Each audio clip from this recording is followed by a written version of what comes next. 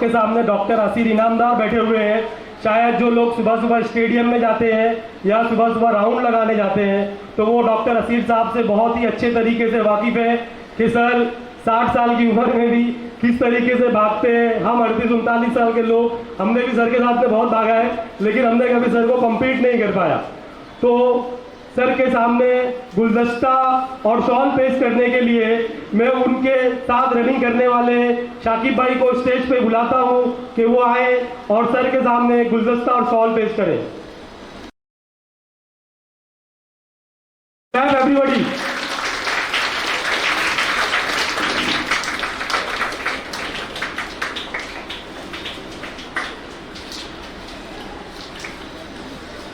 बहुत बहुत शुक्रिया डॉक्टर आसिर साहब आपका वक्त निकालने के लिए। अब हमारे बीच में एक ऐसी पर्सनालिटी आके बैठी है जिसे शायद ही मुमरा के जितने भी एजुकेशनिस्ट हैं और जितने भी बड़े बड़े लोग हैं, बहुत ही कम लोग ऐसे होंगे जो उन्हें नहीं पहचानते। मैं उनका तारुफ नहीं दे सकता, लेकिन हमारे पास एक ऐसी शख्सियत मौजूद है जो पिछले 35 साल से वो उनके स्टूडेंट रह चुके हैं। तो मैं आवाज़ देता हूँ हमारे मस्जिद के सेक्रेटरी और हमारे एफएस के सेक्रेटरी शाकिब भाई को, वो आए और डॉक्टर असद साहब का इंट्रोडक्शन आपके सामने पेश करें। बहुत बहुत शुक्रिया मिसबा भाई। अस्सलाम वालेकुम वरहमतुल्लाहि वबरकातुहू। मिसबा भाई ने जैसे बताया कि डॉक्टर असद सर यहाँ पर हमारे बीच मौजूद हैं, इनका इंट्रोडक्शन देना, मैं अपने आप को एक बहुत छोटा शख्स समझता हूँ कि मैं इनका इंट्रोडक्शन दूँ। मतलब मैं इस लायक नहीं हूँ कि मैं डॉक्टर असद सर का यहाँ पर बैठ के इंट्रोडक्शन दूँ। मैं इनको, जैसे उन्होंने बताया, 35 साल से सर हम लोगों ने शिमला पार्क में यूनिक क्लासेस हुआ करती थी। I used to be very weak in English and maths. आप लोग जानते होंगे मैथ्स में हम लोग सब वीक रहते हैं हमारे स्कूल टाइम्स में। तो असद सर की क्लासेस शिमला पार्क में रहती थी और मैंने 10th का जो है वहाँ पर मैंने इनके इंग्लिश और मैथ्स के लिए मैंने यहाँ पर कोचिंग मैंने शुरुआत करी थी। हम लोग एक कोचिंग सेंटर जो फ्लैट में होता था, छोटे कोचिंग सेंटर में हम लोग वहाँ पर पढ़ते थे। असद सर से जब मैं पहली बार मिला तो मेरे ख्याल से शायद ही मुझे कोई ऐसा टीचर अपने मुमरा में कोई मिला होगा जिसके पास जाके ऐसी बोलते ना कोचिंग हासिल कर सके कोई। मैंने असद सर को उसके बाद में, आप देख रहे हैं कि असद सर ने एक छोटे लेवल से वहाँ से शुरुआत करी। इन्होंने हमेशा तालीम को बढ़ावा दिया और ख़ास हमारी कौम तालीम का मेयार पे कैसे आगे बढ़ जाए उस पर हमेशा गौर फिक्र करी उन्होंने। आपने एक यूनिक क्लासेस जो थी पहले शुरुआत आपने एक यूनिक क्लासेस से करी और आज माशाल्लाह अल्हम्दुलिल्लाह आपने अपनी मेहनत और लगन से स्कूल की 3 बड़ी ब्रांचेस खोली हैं। आपको मालूम होगा doctor Asadullah Khan school group of institution हमारे मुमरा में, हमारे शिल में और सोलापुर में भी इन्होंने उसका आगाज़ किया है। इसके अलावा कल ही मुझे मालूम पड़ा है सर से कि ख़ास तौर से हमारे कौम की बच्चियों के लिए सर एक ऐसा स्कूल खोलने जा रहे हैं जो केजी से लेके पीजी तक सिर्फ हमारी कौम की बच्चियों के लिए, ताकि हमारी बच्चियां जो है वो मुमरा के बाहर ना जाएं, मुमरा में ही वो एजुकेशन हासिल कर सकें। तो ये एक ऐसा स्कूल का आगाज़ होने जा रहा है जिसका अभी मेरे ख्याल से अभी सर उसके ऊपर आपको बताएंगे। इसके अलावा एक और बहुत बड़ी चीज़ है जो कि शायद सर मतलब बुरा माने इस बात को अगर मैं कहूँ तो, बस सर प्लीज़, आप एक बहुत बड़े फिलैंथ्रोपिस्ट रह चुके हैं। आपने तालीम ही नहीं बल्कि आपने चैरिटी के कामों में भी बढ़ चढ़कर हिस्सा लिया है। सिर्फ तालीम नहीं, चैरिटी भी ऐसी कि जो एक बोलते ना बंद मुट्ठी होती है जिसको किसी को पता नहीं कि बंदे ने क्या किया है, आपने ऐसा काम अंजाम दिया है। लखनऊ में बहुत सारे ऐसी बच्चियां जो निगाह के लिए बैठी होती हैं, आपने उसके लिए उनकी मदद करी है। इसके अलावा टाटा हॉस्पिटल के जो कैंसर पेशेंट जहां पर रहते हैं उनके लिए भी आपने मदद की है। इसके अलावा यही नहीं, सबसे बड़ी चीज़ 5 साल पहले हम ऐसे वक्त से गुजरे थे, कोरोना का वक्त, आप सबको पता होगा वो कितना मुश्किल वक्त था हम सब के लिए। लोग अपने घरों में बंद थे, वो एक दूसरे को छूने से डरते थे, लेकिन ऐसे वक्त में हमारे सर ने जो लोग फौत हो चुके थे ऐसे वक्त में उन लोगों का गुस्ल का इंतज़ाम किया, उन्होंने अपने हाथों से उन्हें गुस्ल दिया। उसके अलावा ऐसे कुछ लोग जो बेचारे जॉब से हाथ धो बैठे, अपना बिजनेस उनका ठप हो गया, उनके लिए भी उन्होंने मदद करी। मैं ये कहूँगा कि हमें फ़ख्र है कि आज हमारे बीच ऐसी शख्सियत मौजूद है और इस इवेंट में आके सर ने 4 चांद लगा दिए हैं। जज़ाकल्लाह sir for coming here, very very thank you sir. मैं मिसबा भाई से गुजारिश करूँगा कि वो आएँ और सर को एक मेमेंटो करें।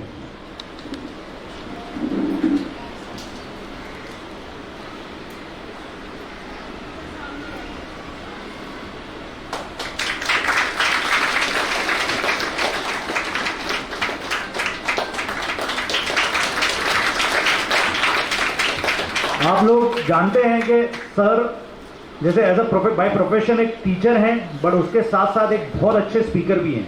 आप लोगों ने काफ़ी लोगों ने सुना भी होगा। तो ये प्रोग्राम जो है उनका, वो ना बोलें कुछ ऐसा हो नहीं सकता है। सर प्लीज़ मैं माइक आपके हाथ में देता हूं और आप कुछ इस प्रोग्राम के लिए। अस्सलामु अलैकुम वरहमतुल्लाहि वबरकातुहू। नहमदु व नसल्ली अला रसूलिल करीम, अम्मा बाद, औज़ु बिल्लाहि मिनश शैतानिर रजीम, बिस्मिल्लाहिर रहमानिर रहीम, इक़रा बिस्मि रब्बिकल लज़ी ख़लक़। सदक़ल्लाहुल अज़ीम। मोहतरम बुज़ुर्गों, नौजवान साथियों, इफ़्फ़त माओ और बहनों, अल्हम्दुलिल्लाह सबसे पहले तो अल्लाह का बहुत बड़ा एहसान है कि हम लोगों के यहाँ पर मिलने बैठने के लिए जो निस्बत बनी है वो इल्म की बनी है, तालीम की बनी है, एजुकेशन की बनी है। और पहला पैगाम जो आया, पहले जो वही आई है वो ही पढ़ने के बारे में आई, इक़रा, पढ़। तो जब जिस उम्मत का उन्वान यानी सब्जेक्ट टाइटल ही अगर पढ़ हो तो उसको तो जो है वो पढ़ाई की निस्बत से कहाँ तक जाना चाहिए, बल्कि हमसे तो ये कहा गया कि आप सारी दुनिया को आप जीत सकते हैं, मुसख्खर कर सकते हैं। एक हाथ में कुरान ले लीजिए और दूसरे हाथ में साइंस, और सारी दुनिया पर छा जाइए। अब ये हमारे अंदर ये हौसला होना चाहिए कि हम आगे बढ़ें। हमारे सामने ये प्लानिंग होनी चाहिए और उसमें जो है वो समाज का, सोसाइटी का एक बहुत बड़ा रोल होता है। साकिब जब पढ़ने आते थे तब मुश्किल से 10-15 बच्चे जो थे वो उस क्लास के अंदर थे, लेकिन वो बच्चों के अंदर पढ़ने का जो जज्बा होता था, यहाँ हमारे सरवर साहब बैठे हुए, उनकी दोनों बेटियां मेरे पास थी, आज वो जो है वो लॉयर भी हैं, सीए भी हैं। और उन बच्चों के अंदर जो पढ़ने की उमंग, तड़प, जोश, जज्बा, डॉक्टर साहब के बच्चे जिस तरह से जो है वो पढ़ते थे, उसके मुकाबले में आज जो है मुकाबला बढ़ गया है, लेकिन वैसे पढ़ने का जोश जो है वो कम दिखाई देता है, जिसकी वजह से माँ बाप फिक्रमंद हो जाते हैं। कंपटीशन बढ़ गया है, और कंपटीशन इतना बढ़ गया है कि समझ लीजिए अगर एक पिरामिड है, अगर आपके पास बेसिक क्वालिफिकेशन है तो जिस तरह पिरामिड होता है, पिरामिड के नीचे जो है बहुत ज्यादा भीड़ है, और अगर आपको कामयाब होना है तो पिरामिड को चढ़ना है। जैसे जैसे आप ऊपर चढ़ेंगे, जैसे जैसे आप आगे बढ़ेंगे तो आपको मुकाबला कम करना पड़ेगा। जब आप टॉप पर पहुंच जाएंगे तो आपके जैसा कोई नहीं होगा, और इंशाल्लाह आपको पिक कर दिया जाएगा। तब आपको कोई तासुब भी नहीं हरा सकेगा, और हमको ये रोना नहीं पड़ेगा कि भाई हमको जो है सरकार या हुकूमतें या गवर्नमेंट जो है मुसलमानों का ख्याल नहीं रखती। तो हमें यह तय करना चाहिए, जहां तक मैं समझता हूं, कि हमारे अंदर वो टैलेंट पैदा करें, हमारे अंदर वो तड़प पैदा करें, हमारे अंदर सीखने की जुस्तजू पैदा करें कि हमको जो है सीखना है, आगे बढ़ना है, और उसके लिए जो तैयार होना है। आमतौर पे सोसाइटी अगर कोई बड़ा काम कर रही है तो मैं मुबारकबाद देता हूं कि यहाँ के इन नौजवान सोसाइटी के जिम्मेदारों के दिल में ये बात आई कि बच्चों का हौसला बढ़ाने के लिए इस तरह के प्रोग्राम मुनक्किद किए जाए। तो सबसे पहले इनकी मेहनत को सलाम, एक जोरदार तालियां और वेलकम जो है हमारे इन जिम्मेदारों को। अगर ऐसी कोशिश हर सोसाइटी में होने लग जाए तो फिर उसके बाद आप देखेंगे कि हमारे बच्चे जो है मोटिवेशन के बाद रुकने वाले नहीं है। हमारे दरमियान कुलसुम कचपी टीचर बैठी हुई हैं, अच्छी तरह जानती हैं, न जाने कितनी नस्लें उनके पास पढ़कर आगे बढ़ के जा चुकी हैं। वो अच्छी तरह जानती हैं कि जिस बच्चे के कंधे पर कॉन्फिडेंस का एक हाथ टीचर ने रख दिया और उसके बाद वालिदैन ने उसको अगर सपोर्ट किया है तो वो बच्चा फिर पीछे नहीं रहा है। अगर वो आगे बढ़ता है, अगर उसको फाइनेंशियल रुकावटें आती हैं तो नसीर साहब जैसे लोग मौजूद हैं जो उसको एजुकेशनल स्कॉलरशिप की स्कीम्स के बारे में बताने के लिए यहाँ पर मौजूद है कि कोई माली मुश्किल अब रुकावट नहीं रही है। अगर कोई बच्चा आगे बढ़ना चाहता है तो वो अगर किसी समंदर के साहिल पर पतंग उड़ा रहा हो या पान बेच रहा हो या अखबार बेच रहा हो, तब भी अपनी पढ़ाई के बल पर आगे बढ़ के इस मुल्क का प्रेसिडेंट बन सकता है। यह भी जो है इस मुल्क की तारीफ है। तो हम जानते हैं कि कोशिश करने वालों की कभी हार नहीं होती। and nothing can stop the person with the right attitude from pursuing his goal. Decide तो कर लो, अपनी मंजिल तो तय कर लो। अगर आपने तय कर लिया है कि आपको IAS एग्जाम की तैयारी करनी है तो उसके लिए उस तरह की मेहनत भी दरकार होगी। अगर हमारे सामने ख्वाब ही नहीं है, हमने अगर अपनी मंजिल के बारे में सोचा ही नहीं है, सिर्फ ऐसे ही है कि सब पढ़ रहे हैं तो स्कूल जा रहे हैं, तो स्कूल के बाद जो है वो कॉलेज जाने हैं, तब डिसाइड करते हैं कि कौन सी फैकल्टी में जाना है, कॉमर्स लेना है कि साइंस लेना है। वो इतना लेट डिसाइड करते हैं कि कभी कभी तो एडमिशन लेकर कॉलेज में डॉक्टर साहब कैंसिल करवाते कि नहीं, मुझको साइंस में नहीं जाना है, कॉमर्स में जाना है, या कॉमर्स में नहीं जाना है, साइंस में जाना है। ये ऐसा मरहला होता है कि जब बच्चा जो है एक दुविधा में फंस जाता है, वो तय नहीं कर पाता कि मुझे चार्टेड अकाउंटेंट बनाना चाहते हैं, अकाउंटेंट बनाना चाहते हैं, लॉयर बनाना चाहते हैं, या साइंटिस्ट बनाना चाहते हैं, या डॉक्टर बनाना चाहते हैं। तो हमें यह तय करना चाहिए सबसे पहले अपने बच्चों के ताल्लुक से हमें उसके एप्टीट्यूड को पहचानना चाहिए कि उसके अंदर क्या एप्टीट्यूड है, क्या रुझान है, उसका एटीट्यूड क्या है। वो मेहनत कर सकता है, अगर साइंस की लाइन में जाएगा तो कॉमर्स वालों को अगर 40 पेजेस पढ़ना है तो साइंस के बच्चे को 400 पेजेस पढ़ने पड़ सकते हैं। अगर उसको नीट की तैयारी करनी है तो 2000 सवालात के जवाब एट अ टाइम उसको जो है फौरन जो है वो क्लिक होना चाहिए, ताकि वो जब एग्जाम में बैठे, कॉम्पिटिटिव एग्जाम में, नीट के एंट्रेंस एग्जाम में, तो वो जो है वो बड़ी आसानी के साथ अपने आप को जो है प्रेजेंट कर सके, वो पीछे ना रह जाए, उसका कॉन्फिडेंस वीक नहीं हो जाए, वो ऐसा से कमतरी का शिकार नहीं हो जाए। वरना फिर हमको वो कहानियां सुनाई देती है जो कोटा की एजुकेशन फैक्ट्री से हमको जो है यहां तक मालूम पड़ती है। तो हमको माँ बाप एक्सपेक्टेशन बांध रहे हैं बच्चे से, तवक्कुआत वाबस्ता कर रहे हैं, लेकिन पहले उसको तैयार तो कीजिए। जब वो तैयार होगा तब आप उसके साथ जो है नीचे बांधिए। बड़ी बात, हमें तय करना चाहिए हमारी मंजिल क्या हो, हम क्या बनना चाहते हैं। अगर आपका बच्चा ये सोच रहा है, उसका इंटरेस्ट है, उसके अंदर दिलचस्पी है, उसको खानदान के लोगों ने रहनुमाई की है, गाइड किया है, कुछ एजुकेशनल काउंसलर से वो मिला है, एक्सपर्ट से बात की है, और वो अगर इंजीनियर बनना चाहता है तो उसको इंजीनियरिंग की फील्ड ही में दाखिला दिलाना चाहिए। सिर्फ खानदान के अफराद की ख्वाहिशात को पूरा करने के लिए उसको जबरदस्ती मेडिकल फील्ड में नहीं धकेला जाना चाहिए। तो ये बात है कि अब रिसोर्सेज मुमरा में अवेलेबल हैं, हमें इसकी तैयारी करनी। तो सबसे पहले मंजिल का तयन हो जाए, हमारा डेस्टिनेशन डिसाइड हो जाए, उसके बाद उसकी प्लानिंग होनी चाहिए कि हमारे बच्चे को अगर बनना है तो उसको पहले 10th स्टैंडर्ड में वो लेवल की तैयारी तो करनी चाहिए।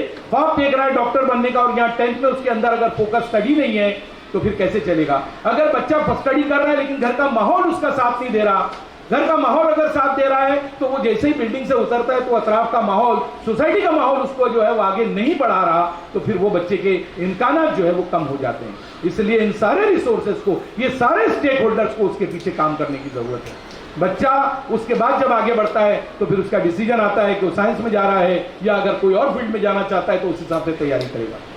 इसी तरह से एंट्रेंस एग्जाम की तैयारी करना है तो पैरेलल करना है या स्पेसिफिकली उसके लिए तैयारी करना है वो उसको, वरना होता ही है कि लोग एक बार करते हैं और दूसरी बार फिर जो है सारी पढ़ाई छोड़कर सिर्फ एंट्रेंस की तैयारी में लग जाते हैं। तो ये सारी चीजों की बच्चे के एप्टीट्यूड और उसकी एबिलिटी के ऊपर डिपेंड करता है कि आपको काउंसलिंग मिले और उसको आगे बढ़ाया जाए। और उसके साथ साथ इस तरह के जलसे मुनाकिद करके बच्चों को उनके हर एग्जाम के मरहले पर 10th के बच्चों को 10th में दिया जाए, 12वीं में उस बच्चे ने नुमाया कामयाबी हासिल की, उसको जो इनाम के जरिए अगर सोसाइटी के जिम्मेदारान आगे बढ़ा रहे हैं तो ये बहुत बड़ा काम है कि बच्चे को हौसला मिलता है, वो आगे बढ़ने के लिए तैयार होता है, उसके अंदर कॉन्फिडेंस पैदा होता है। तो मैं ये समझता हूं कि इस कोशिश को एक बार नहीं बल्कि हमेशा जो है इसी तरह आगे बढ़ाता रहना चाहिए। बच्चों के लिए गाए बगाए guidance program, paper writing technique, career guidance और इस तरह के सारे प्रोग्राम वक्तन फौक्तन रख के उनको जो है आपको आगे बढ़ाना चाहिए।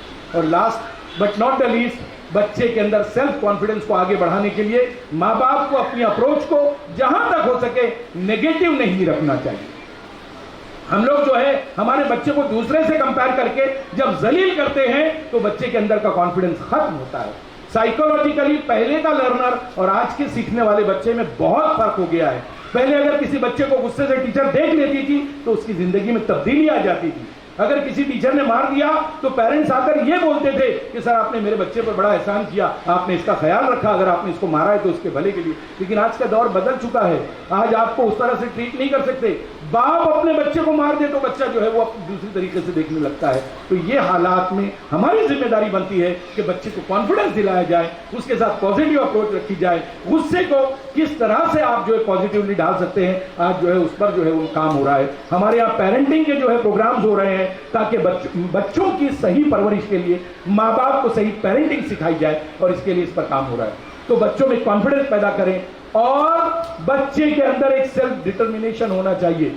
वो कभी भी जो है अपने आप को पहचान कर एक परफेक्ट डिवोशन के साथ, डेडिकेशन के साथ, डिटर्मिनेशन के साथ अपना काम करता रहे, वो रुके नहीं। फेल हो सकता है, कोई बच्चा 45% 50% लेकर आया तो इसका मतलब नहीं है कि वो रेस की दौड़ से बाहर हो गया। अभी और इम्तिहान बाकी है, कोई एग्जाम 10th का हो, 12th का हो, आखिरी एग्जाम नहीं होता। ऐसे कितने बच्चे हैं जिन्होंने मुश्किल से 50% स्कोर किया, लेकिन बाद में आगे मेहनत करके वो IAS बने, IPS बने। आपके सामने जो वो 12th फेल वाली जो स्टोरी है वो एक रियल स्टोरी है। हमको उससे सबक लेना चाहिए कि बच्चों को गिरने पर डांटने के बजाय हौसला देकर खड़ा करें और उनको आगे पुश करें। इंशाअल्लाह अगर ये कोशिशें इसी तरह जारी रही तो इंशाअल्लाह यही बच्चे आपके कामयाब सिटीजन बनकर दिखाएंगे। मैं अल्लाह से दुआ करता हूँ कि आपकी इस कोशिश को कबूल फरमाए और यहाँ ग्रेस स्क्वायर में रहने वाले तमाम बच्चों को तालीम के मैदान में नुमाया कामयाबी की तौफीक अता फरमाए। आमीन। वाखिर दावाना। बहुत बहुत शुक्रिया सर। हमने आज एक खुसूसी मेहमान डॉक्टर आसिर सर को बुलाया था कि वो आपके सामने कुछ स्पोर्ट्स के बारे में भी थोड़ा बहुत गाइडेंस दे, क्योंकि असद सर भी ये बात से इत्तेफाक रखेंगे कि जो बच्चा सिर्फ और सिर्फ पढ़ता है वो कहीं ना कहीं जाकर टूट जाता है। तो बच्चों को पढ़ाई के साथ में स्पोर्ट्स की भी बहुत ज़्यादा ज़रूरत रहती है कि वो मेंटली भी प्रिपेयर रहे। फिजिकली प्रिपेयर जब बंदा होगा तो ऑटोमेटिक मेंटली प्रिपेयर हो जाएगा। बच्चा अगर कंटिन्यूस पढ़ते रहेगा तो कुछ एक ऐसे टाइम आते हैं कि बच्चा बीमार हो जाता है। तो मैं डॉक्टर आसिर सर से रिक्वेस्ट करता हूं कि वो हमारे सामने आए और हमारे बच्चों को कुछ छोटे मोटे टिप्स दें स्पोर्ट्स के रिलेटेड। अस्सलाम वालेकुम वरहमतुल्लाहि वबरकातुहू। सबसे पहले तो मैं इनको कॉन्ग्रेचुलेट करता हूँ कि उन्होंने बहुत ही अच्छा प्रोग्राम पिछला भी प्रोग्राम उनका बहुत अच्छा था जिसमें मैं आ नहीं पाया था, और ये भी प्रोग्राम उनका माशाल्लाह स्कॉलरशिप के ताल्लुक से एजुकेशन को बढ़ावा देने के लिए जो रखा गया वो बिल्कुल नेक्स्ट लेवल का ये प्रोग्राम है। जैसा सर ने बताया कि हर सोसाइटी में होना चाहिए, लेकिन इसको मिला हुआ रिस्पॉन्स देखकर, जैसा लास्ट टाइम ऑर्गेनाइजर से मेरी बात हुई थी कि जैसा रिस्पॉन्स रहना चाहिए था वैसा नहीं है, तो अपने कम्युनिटी में ये सब चलता ही है। हमको जो है तो जितने लोग आए हैं उनको लेकर साथ में चलना है, और जैसा सर ने बताया कि तुमको बार बार ये प्रोग्राम्स करना पड़ेंगे।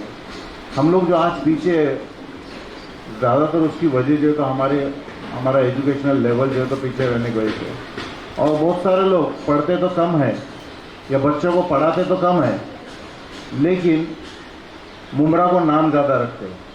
और हर फील्ड में देखो कि यहाँ से इंजीनियरिंग के स्टूडेंट, मेडिकल में जाने वाले स्टूडेंट और लॉ करने वाले स्टूडेंट, सब स्टूडेंट मुमरा से निकले हैं। यहाँ से IIT में जो है तो यहाँ के मुमरा के बच्चे जो है तो IIT में तक के पहुँचे हैं। सिर्फ कमी है जो है तो जैसा सर ने बताया कि पेरेंट्स की कमी है और बच्चों के जो है तो मेहनत की कमी है। बच्चों के अंदर जज्बा रहता है, लेकिन प्रॉपर गाइडेंस जैसा मिलना चाहिए, वो जब 3rd 4th में रहते हैं या 5th में रहते हैं तभी से जो है उनको एक ड्रीम बताया जाना चाहिए। अगर जब तक उनको वो ड्रीम नहीं बताएंगे पेरेंट्स कि तुमको क्या करना है, मैं अक्सर मेरे पास आने वाले बच्चों से, मेरे पेशेंट जो है तो उनसे पूछता हूँ कौन से क्लास में बेटे, 10th में, 11th में, 12th में, आगे क्या करने का सोचे, तो कुछ जवाब नहीं था, रिजल्ट आने के बाद में देखेंगे। ऐसा नहीं होता है। बच्चा जब 9th में 8th में रहता है तभी जो है तो उसको उसका जो है डिसीजन होना चाहिए कि मेरे को आगे करना क्या है। मेरे को जो भूला गया है कि स्पोर्ट्स के बारे में बोलो, मैं कोई बहुत अच्छा स्पोर्ट्समैन नहीं हूँ। मैंने उम्र के 53 ईयर्स के बाद में जो तो रनिंग शुरू किया, और फिटनेस के लिए मैंने वॉकिंग शुरू किया। वॉकिंग करते करते मैंने रनिंग शुरू किया, और मेरे को यहाँ तक बढ़ाने में कि मैं 90 किलोमीटर के मैराथन में तक के साउथ अफ्रीका में जाके पार्टिसिपेट किया, और यहाँ पे जो तो 42 किलोमीटर के तो करते ही रहा हूँ, लेकिन यहाँ तक पहुँचाने में सबसे बड़ा हाथ असद सर का है। जब मैंने सिर्फ पहली रेस जो तो दौड़ा था 2018 में, तब इनके स्कूल के प्रोग्राम में इन्होंने मेरे को मुमरा का बेस्ट एथलीट करके मेरे को फेलिसिटेट किए। शायद वो मेरा फेलिसिटेशन, और उसके बाद हर साल करते रहे, वो जो फेलिसिटेशन हर साल होते रहा, तो मेरे को करना पड़ा कि अरे नहीं, मेरे को सर ने जो तो बेस्ट एथलीट बोले, तो मेरे को प्रूव करना पड़ा कि मैं बेस्ट एथलीट हूँ करके। इसलिए मैं रनिंग करता रहा, और आज जो तो यहाँ पे पहुँचा हूँ। हमारे यहाँ पे जो तो स्पोर्ट्स कोटे के अंदर जो गवर्नमेंट के इतने सारे स्कीम, गवर्नमेंट के जो तो बहुत सारे डिपार्टमेंट में जो तो जगह निकलती है, पोस्ट निकलते हैं, लेकिन मुमरा से कोई बच्चा जो तो स्पोर्ट्स कैटेगरी में आज तक जाता हो मैंने देखा नहीं हूँ कि यहाँ का बच्चा फुटबॉल खेलता है। हमारे यहाँ पे क्रिकेट खेलते हैं, लेकिन क्रिकेट जो तो हम खेलते क्या है, टेनिस क्रिकेट खेलते हैं, जिसकी कोई अहमियत ही नहीं है। तो स्पोर्ट्स के तरफ जो है तो हम लोग जो है तो मैंने जो स्पोर्ट्स की तरफ ध्यान दिया, या मैंने अपने आप के ऊपर मेहनत किया, वो अपने आप को फिट रखने के लिए। हर आदमी अपने आजू बाजू में देखे कि हमारे आजू बाजू में जितने भी डायबिटीज़ के पेशेंट हैं, हार्ट के पेशेंट हैं, ये दुनिया से जाने से पहले 1-2 बार इनका हॉस्पिटलाइजेशन होता ही रहता है। लेकिन अगर तुमको ये खर्च से बचना है तो तुमको अपने आप को थोड़ा सा वक्त हर दिन देना पड़ेगा। हर दिन अपने लिए आधा घंटा, पौना घंटा, 1 घंटा, अगर आप बाहर आके चल नहीं सकते तो कम से कम घर में एक्सरसाइज करना है। घर में अगर जगह नहीं है तो आप रास्ते पे जो है तो चल सकते हैं और अपने आप को फिट रख सकते हैं। मैं एज ए प्रैक्टिशनर पिछले 35 साल से मैं मुमरा में प्रैक्टिस कर रहा हूँ, और सबसे ज़्यादा ज़रूरत आदमी को अच्छे मेडिकल फैसिलिटीज़ की नहीं है, बल्कि अपने ऊपर ध्यान देने की, अपने ऊपर मेहनत करने की, अपने आप को फिट रखने की ज़रूरत है। अगर हम सब लोग मिलकर अगर अपने आप को फिट रखने की कोशिश करेंगे तो यहाँ के हॉस्पिटल, यहाँ के डॉक्टरों की हमको शायद ही कभी ज़रूरत पड़ेगी। बस मैं इसलिए जो है तो आपसे अपील करता हूँ कि आप लोग जो है तो जैसा बच्चों के स्टडीज़ की तरफ ध्यान देते हैं, जैसा अपने रोजी रोटी की तरफ ध्यान देते हैं, ऐसे ही जो है तो अपने अल्लाह ताला ने जो हमको ये खूबसूरत जिस्म दिया है, ये खूबसूरत जिस्म को पहचानो अल्लाह ताला ने हमको किस लिए दिया है, और हम जो है तो अपने आप को फिट रखने की कोशिश करेंगे तो इंशाल्लाह जो है तो हमारी सोसाइटी जो है तो फिट रहेंगी। और अल्लाह ताला को ईमान वाला जो है तो फिट ईमान वाला जो है तो कमज़ोर ईमान वाले से ज़्यादा पसंद है। हम तो अक्सर करके सुनते हैं, तो लेकिन हम इसको अमल में नहीं लाते। हमारा रुकू, हमारा सजदा, हम जो भी अल्लाह ताला की इबादत कर दे, अगर हम चाहते हैं कि अच्छे से हो, आखिरी दम तक अच्छे से हो, तो उसके लिए हमको फिट रखना ज़रूरी है। मैं इतना बोलकर मैं जो तो बात खत्म करता हूँ। जज़ाकल्लाह खैर। बहुत बहुत शुक्रिया असद सर। हम दिखा रहे हैं कि आप कितनी मेहनत करते हो, और आप हम लोगों को बोल रहे हो कि मैं एक्सरसाइज नहीं करता हूँ।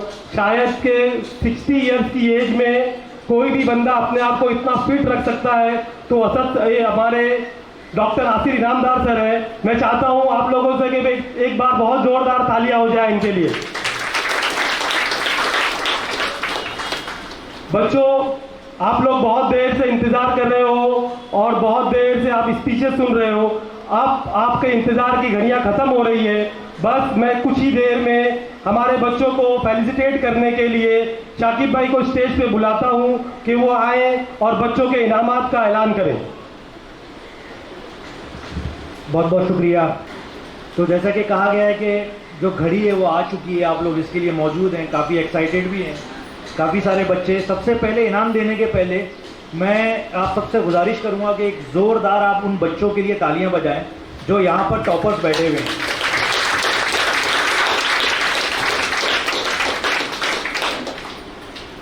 एसएससी और एचएससी 2024 और 2025 में ये एकेडमिक ईयर में जो बच्चे पास आउट हुए थे, हम लोगों ने ग्रे स्क्वायर में ये फेलिसिटेशन सेरेमनी रखी। हमने शुरू में जब आप लोगों से डॉक्यूमेंट्स के लिए जब आप लोगों से रिक्वेस्ट करी तो पहले 2-3 दिन तक हमारे पास डॉक्यूमेंट्स आई नहीं। तो हमें बहुत अफसोस हुआ इस चीज़ का कि इतनी बड़ी सोसाइटी है, कम से कम 500 फ्लैट है यहाँ पर, और एसएससी और एचएससी के कम से कम मेरे हिसाब से 50 से 100 बच्चे निकलने चाहिए, लेकिन हमारे पास शुरू के 2-3 दिन जो थे कोई भी डॉक्यूमेंट्स नहीं आए। फिर हम लोगों ने सोसाइटी ग्रुप में रेगुलरली मैसेज डाल के इनफैक्ट लोगों को फ़ोन करके पर्सनली बोला गया है कि आपका बच्चा पास आउट हुआ था, प्लीज़ आप अपना डॉक्यूमेंट्स अपना दें, ताकि लोग बच्चों को मोटिवेट कर सकें। तो ऐसे सर पीछे भागना पड़ता है लोगों के मोटिवेट करने के लिए। तो आप लोगों से दरख्वास्त है कि आगे चल के भी एसएससी और एचएससी अगर ऐसे प्रोग्राम मुनाकिद होते हैं तो प्लीज़ आप लोग उसमें पार्टिसिपेट करें। तो मैं सबसे पहले शुरुआत करूंगा एसएससी के बच्चे जो 60% से स्टार्ट हुए हैं। मंतशा मोहम्मद जुबैर, मैं इमाम साहब से दरख्वास्त करूंगा कि वो आए। जोरदार तालियां। बस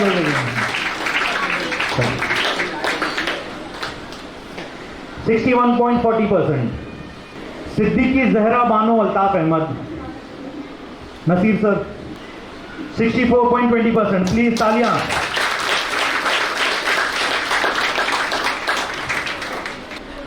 संदिलकर साद अमजद, और ये बहुत खुशकिस्मती है कि इनके साथ इनके वालिद भी यहाँ पर मौजूद हैं। तो मैं दरख्वास्त करूंगा कि इनके वालिद के हाथों से ये ट्रॉफी दी जाए। अमजद भाई 64.20%।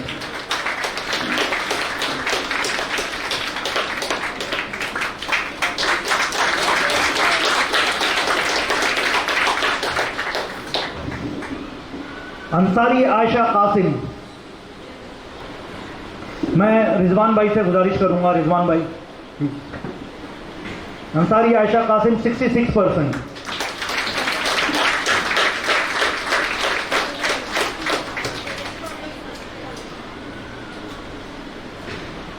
इनामदार तनाज तौफीक,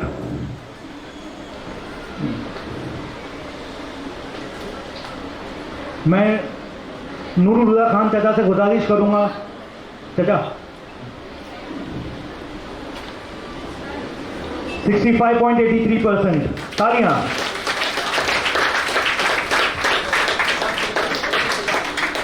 बहुत अच्छे। अंसारी बरीदा मोहम्मद मुंतजिर अख्तर, मुनीर भाई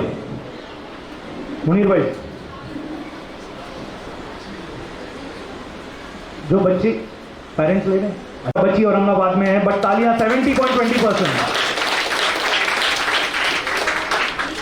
शेख इसरा बानो अयूब,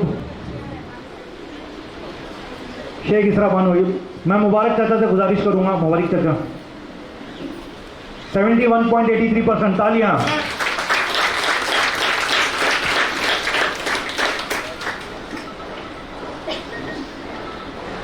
शेख मोहम्मद अयान 73.67%, मैं तौकीर चाचा से गुजारिश करूंगा, तौकीर चाचा।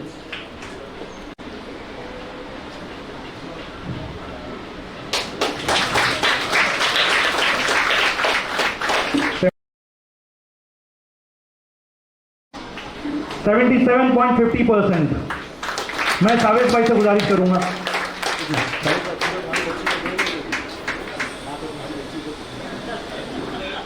मैं नौशाद भाई से गुजारिश करूंगा। कंग्रेचुलेशन 77.50%। पापा जोया खलील, मेरे ख्याल से दोनों सिस्टर्स हैं और इनके परसेंटेज भी सेम थे, 77.50, 77.83 दोनों। मैं काशिफ कश्मीरी साहब से गुजारिश करूंगा, प्लीज आए।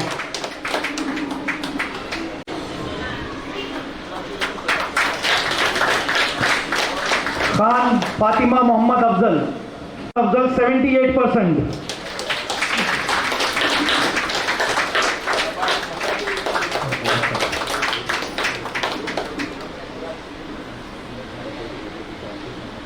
और मैं आगे का प्रोग्राम जो है, मैं मिसबा भाई से गुजारिश करूंगा कि वो आगे टेक ओवर करें। 79.40%। मैं सरवर भाई से गुजारिश करता हूं कि आगे आइए।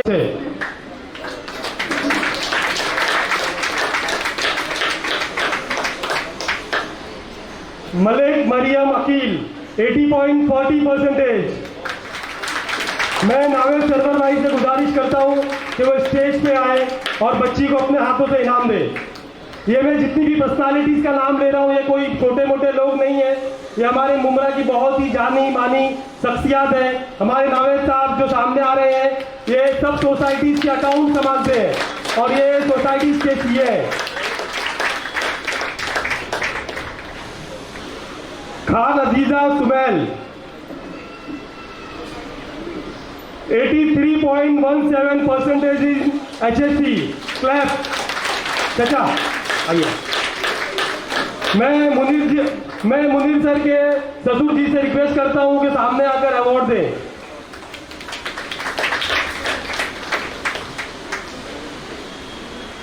शेख जोया शाहनवाज 87.80% इन SSC। आगे आए और अवार्ड दें।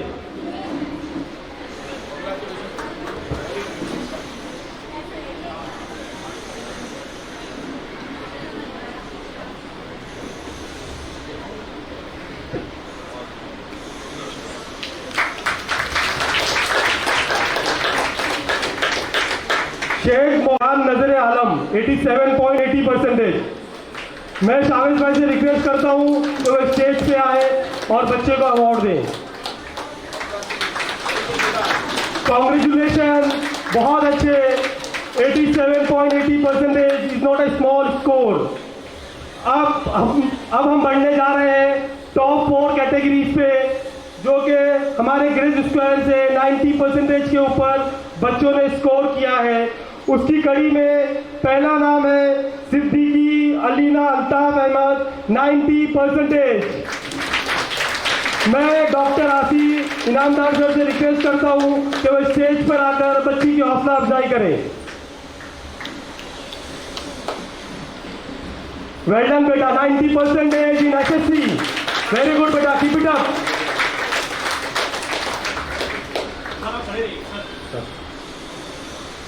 खान अलीशा शावेज 90.20%।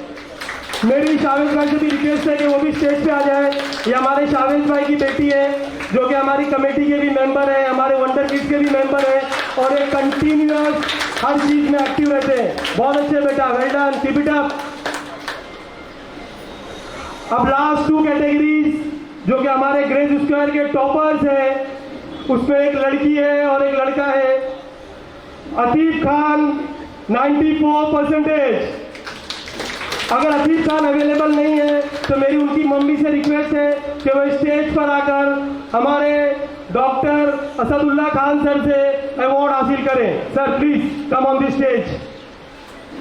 अतीफ खान ने 94% हासिल किया है CBSE बोर्ड से और ये बच्चा अभी शाहीन ग्रुप ऑफ इंस्टीट्यूट में IIT की तैयारी कर रहा है बिदर से। बहुत सारे लोग शाहीन इंस्टीट्यूट का नाम जानते हैं। ये बच्चे के लिए दुआ करिए, ये बच्चा IIT पवई के लिए तैयारी कर रहा है। और मैं यशवीन मोहम्मद नौशाद कैसर से रिक्वेस्ट करता हूं कि वो स्टेज पर आए और सर के हाथ से अपना अवार्ड लें। और इसी के साथ मैं उनके अब्बा नौशाद भाई और उनकी अम्मी से भी रिक्वेस्ट करता हूं कि दोनों के दोनों स्टेज पे आ जाए। भाभी प्लीज, ये बहुत ही बड़ा अचीवमेंट है और यशवीन से हमारी बहुत सी उम्मीदें वाबस्ता है। हम चाहते हैं कि यशवीन सिर्फ और सिर्फ SSC में टॉप ना करे, बल्कि UPSC में अच्छे नंबरात लेकर IAS और IPS की डिग्री हासिल करे। क्योंकि अल्हम्दुलिल्लाह हमने देखा है कि जितने भी कॉम्पिटिटिव एग्जाम दोस्ती फाउंडेशन के अंदर होते हैं, उसके अंदर यशवीन का हमेशा फर्स्ट आता है। सर मैं आपको बताता चलूँ, अभी पिछली बार बहुत सारे यहाँ पे फंक्शंस हुए थे और वो क्या था, क्लासमेट के एग्जाम्स वगैरह थे, तो ICSE बोर्ड में मुंबई में टॉप किया था इन्होंने और बेंगलोर भी बुलाया था।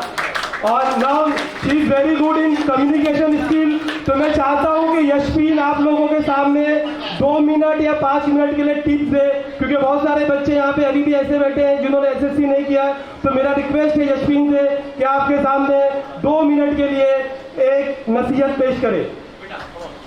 सबसे पहले मैं तो बस थैंक यू कहना चाहती हूँ आप सबका कि आपने मुझे फेलिसिटेट किया।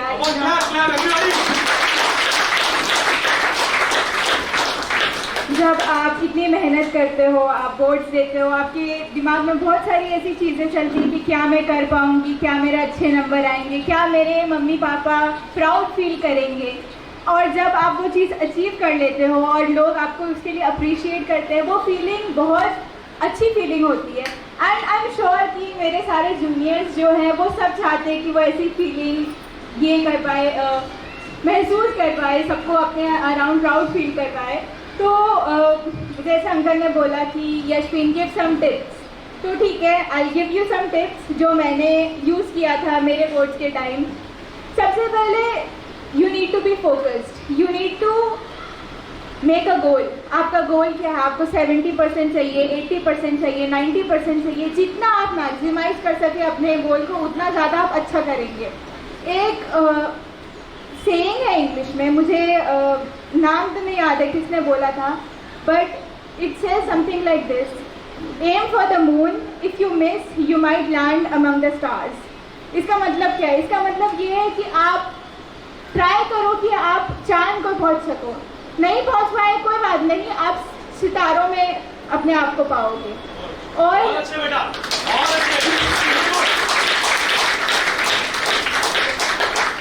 ये चीज़ मैं समझती हूँ कि बहुत ज़्यादा इम्पोर्टेंट है।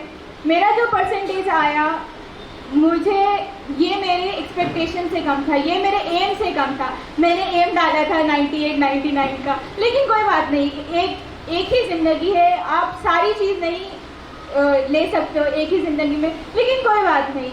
हमेशा always there is another opportunity, there will always be another opportunity, there will always be a next time. तो नेवर एवर बी डिसहार्टेड। कभी भी ना ये मत सोचो कि अरे यार मुझे इस बार बुरा आया, कोई बात नहीं, अगली बार अच्छा आ सकता है। You just have to keep trying and trying, you have to put in the hours, you have to sit and study. You can't just आप एक जगह पे आप बैठ गए हो और आप अपने बुक को बस घूरे जा रहे हो, ये पढ़ना नहीं होता है। आपको पढ़ना है, आपको क्वेश्चन सॉल्व करने हैं, आपको अगर आप थक गए हो तो कोई बात नहीं, जाके एक वॉक ले लो, अपने दोस्तों से मिलो, ये बहुत ज़्यादा इम्पॉर्टेंट है। And that is the only way that you will be able to succeed. और मतलब मैं इतना ज़्यादा सक्सेस के बारे में जानती नहीं, I am just a student, लेकिन आई एम श्योर आप सब मेरे सामने बैठे हुए इतने सक्सेसफुल लोग हैं, असद सर हैं, आप हैं, अंकल, आप सबको ये बात पता ही होगी कि जितना भी आप ट्राई करें, जितना आप एफर्ट डालेंगे, जितना हार्डवर्क करेंगे, उतना ही आपको सक्सेस मिलेगा, नहीं तो नहीं मिलेगा, है ना। So you just have to believe in yourself and you know everyone else believes in you, so you have to believe in yourself and you just have to continue working hard. That is the only way to success, and I'm sure each of you and me and everyone else, we will reach where we've always wanted to be. Thank you. Beta, one minute, Sakib bhai.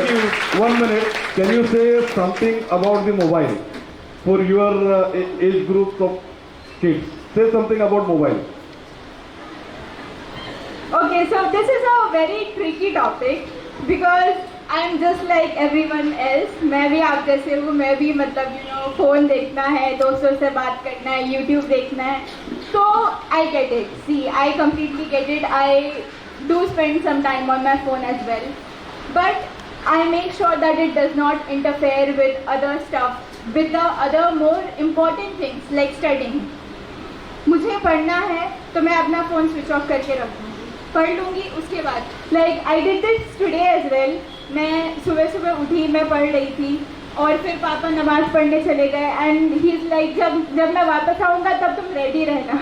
मैं भूल गई, मैं पढ़ती रह गई। फिर पापा आए, ही इज़ लाइक यशविन अभी तक रेडी नहीं हुई हो।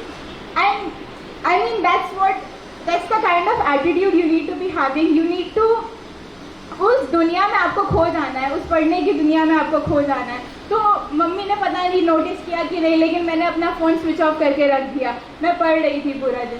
तो that's what you need to do. ठीक है, फ़ोन यूज़ करना it's not a bad thing, it is very helpful. मैं भी बहुत सारे वीडियोज़ देखती हूँ जिससे मुझे नॉलेज मिलती है। That is something that is very enjoyable. आप साइंस के बारे में देख रहे हो, आप स्पेस के बारे में देख रहे हो, आप जान रहे हो कि बाहर दुनिया में क्या क्या हो रहा है, ये बहुत अच्छी चीज़ है, मुझे भी बहुत मज़ा आता है करने में। लेकिन I can not let that interfere with what is more important, that is my studies, that is hanging out with my friends, my family, spending some quality time with all of the people that I love, my parents, my sisters. That is very important. So I feel like you cannot villainize phones. You cannot, आप ये नहीं बोल सकते कि phone खराब ही चीज़ है. It is a marvel of human engineering. I am studying to be an engineer and I look at that one device और मैं सोचती हूँ कि वाओ, इसमें कितना ज़्यादा मेहनत गया होगा, कितना ज़्यादा लोगों ने सोचा होगा. So it is not a bad thing at all. I want to just say that I am not one of those toppers जो बोलेंगे कि नहीं फ़ोन मत देखो, सब कुछ just disconnect from everything. That is not good. You need to like study as well, and you need to be able to enjoy all of those other things as well, but you need to balance it. That is very important, and that's the only way you can get ahead and not let other external factors affect you. Thank you very much. Last but not the least, कुछ 2 बच्चे ऐसे हैं जिनके awards हम नहीं बना पाए थे और हमारे पास इंफॉर्मेशन थोड़ी सी लेट आई थी, तो मैं उनसे माजरत चाहता हूं, लेकिन मैं चाहता हूं कि वो दोनों बच्चे स्टेज पर आ जाएं और इंशाल्लाह 1 से 2 दिन में हम उनके अवार्ड्स उनके घर पे पहुंचा देंगे. एक सिद्दीकी युमना मिराजुद्दीन है और दूसरे युसरा है. प्लीज़ बेटा आप लोग खाली स्टेज पर आ जाइए, आपको हम 2 दिन के अंदर आपके घर पे अवार्ड्स पहुंचा देंगे. सॉरी टू से दैट कि आपकी इंफॉर्मेशन हमारे पास नहीं आई थी, तो मैं सर से रिक्वेस्ट करता हूं कि कम से कम सर आप इन्हें गुलदस्ते पेश कर दीजिए. Thank you. याद करेंगे. ऐसे बहुत सारे बच्चे हैं जिनकी इंफॉर्मेशन हमारे पास नहीं आती है, तो हम लोग हमेशा बार बार हम ग्रुप्स में डालते रहते हैं और हम पेरेंट्स से गुजारिश करते रहते हैं कि आप लोग प्लीज़ अपने डेटा हमें दे दो, क्योंकि मुस्लिम कौम हर चीज़ में इतनी पीछे क्यों है, ये रीज़न हमें समझ में आता है. क्योंकि हमारा भी एक्सपेक्टेशन ये था कि हमारे जेब से थोड़े ज़्यादा पैसे जाए. सिर्फ और सिर्फ 20 ट्रॉफीज में हमारा काम हो गया. हम तो चाह रहे थे कि 100 ट्रॉफीज जाए, हमारे यहाँ के छोटे छोटे बच्चे हमसे 100 ट्रॉफीज लेके जाएं, लेकिन हमारी कौम के लोग आना ही नहीं चाहते. ये तो हमारे लिए बहुत ही खराब बात है. जैसे कि हम लोग देख रहे हैं कि 500 के आसपास सर घर है, 500, और आपके सामने दिख रहा है कि कितना छोटा सा. इंशाल्लाह सर हमारी कोशिश तो सर वही है कि हम किस तरीके से सर लोगों को घसीट के लाए, कॉल्स करें, बार मैसेजेस डालें, रिमाइंडर्स करें. हमारा तो काम है सर सिर्फ और सिर्फ कोशिश करना, जैसे कि आपने किया है. इसी के साथ मैं इस प्रोग्राम को ख़त्म करने जा रहा हूं, क्योंकि सिर्फ और सिर्फ 5 मिनट बचा हुआ है, असर की अजान होने जा रही है. मैं आप लोगों का बहुत बहुत शुक्रिया अदा करना चाहता हूं, खास करके हमारे पेरेंट्स का जिनके बच्चे इस प्रोग्राम में फेलिसिटेट हुए हैं और जिनके बच्चों ने बहुत उम्दा कारकर्दगी की है. और जैसे कि सर ने भी बताया कि जो बच्चों का परसेंटेज कम आया है वो कभी भी मायूस ना हो. जो बच्चों का परसेंटेज कम आता है वही बच्चे दुनिया में कुछ ना कुछ यूनिक चीज अंजाम देते हैं, क्योंकि उन बच्चों के पास बाहर की दुनिया के बारे में सोचने का भी वक्त बहुत ज़्यादा होता है. और जो बच्चे हमारे पढ़ते हैं वो थोड़े लिमिटेड हो जाते हैं. लेकिन यशपीर ने जो बात कही मैं भी उससे बहुत इत्तेफाक रखता हूँ कि मोबाइल एक ऐसी चीज़ है जिसका हम सही इस्तेमाल करके दुनिया में कहीं पे भी पहुंच सकते हैं. ना कि हम इंस्टाग्राम पे वीडियोस देखें, ना कि हम फेसबुक पे हमारे टाइम पास करें, और ना कि यूट्यूब पे हम खराब कंटेंट देखें. अगर हम यूट्यूब पे अगर हम अच्छे कंटेंट देखना शुरू कर दें तो मुझे तो लगता है कि बहुत सारे बच्चे हमारे घर पे बैठे बैठे साइंटिस्ट बन जाएंगे. क्योंकि सर बहुत सारी चीज़ें ऐसी अवेलेबल है कि आज के ज़माने में हमने देखा चैट जीपीटी का ज़माना है, एआई का ज़माना है. हमारे छोटे छोटे बच्चे जो कि हमें यूज़ करने नहीं आता है, लेकिन उसके बाद भी हमारे बच्चे हमें बताते हैं कि अब्बा यू आर रॉन्ग हियर. बोले बेटा कैसे? क्योंकि बेटा बोले अब्बा मैंने भी चैट जीपीटी पे चेक किया, आप तो गलत हो. मेरा सॉरी बेटा, अगर चैट जीपीटी बोल रहा है तो सही बोल रहा होगा. तो हम लोग आज के ज़माने में ऐसी जनरेशन में जी रहे हैं कि जहाँ पे एजुकेशन को हासिल करना बहुत ही आसान है. जैसे कि सर ने भी बताया कि आज के 35 साल पहले या 30 साल पहले या 20 साल पहले एजुकेशन को हासिल करना बहुत मुश्किल होता था. जैसे कि मैंने भी इंजीनियरिंग किया है तो हम लोगों को नोट्स जमा करनी पड़ती थी. आज आपको बेटा नोट्स की ज़रूरत नहीं है, आपको सिर्फ और सिर्फ मोबाइल लेना है, चैट जीपीटी से पूछना है कि इसका आंसर क्या है, और आपको मल्टीपल आंसर्स मिल जाएंगे और बाद में आपको उसके ऊपर फोकस आउट होकर पढ़ना है. आज एजुकेशन को हासिल करना बहुत आसान है, लेकिन कंपटीशन भी उतना ही ज़्यादा मुश्किल है. आज बड़ी बड़ी कंपनीज में, आज हमारे सामने मुनीर भाई बैठे हैं, उस दिन इन्होंने बताया कि एबीवी फाउंडेशन में 4,500 एम्प्लॉयज काम कर रहे हैं, उसमें से सिर्फ और सिर्फ 4 एम्प्लॉय मुस्लिम हैं। हम लोग सोच सकते हैं कि हमारे लिए ये कितनी शर्म की बात है। ये बातें बताने का मकसद सिर्फ और सिर्फ ये है कि हमारी कौम अंदर से कुछ सोचे और समझे कि हम कहाँ पे हैं, वेयर वी आर, हम कहाँ पे खड़े हैं। मैं खुद एक म्यूनसिपल उर्दू स्कूल से पढ़कर इंजीनियरिंग कंप्लीट करके मैंने खुद की अपनी एक ऑर्गेनाइजेशन स्टार्ट किया है जिसमें 100 एम्प्लॉयज काम करते हैं। तो ये मेहनत ऐसे ही नहीं आती है, उसके लिए आपको बहुत ज़्यादा मेहनत करना पड़ता है।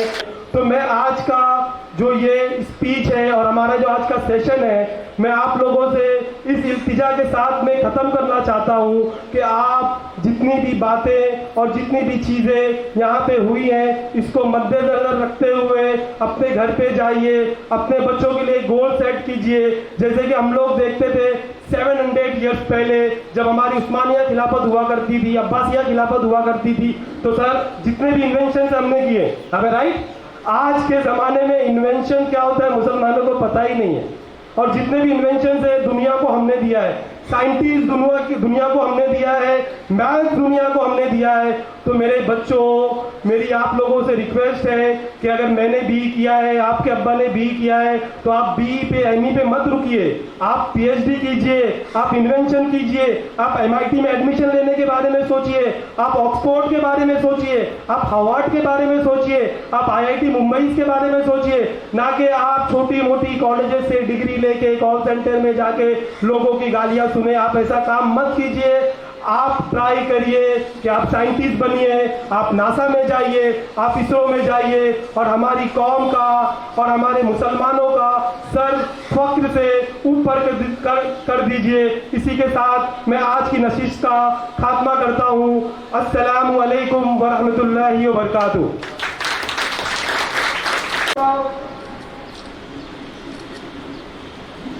अशहदु अन ला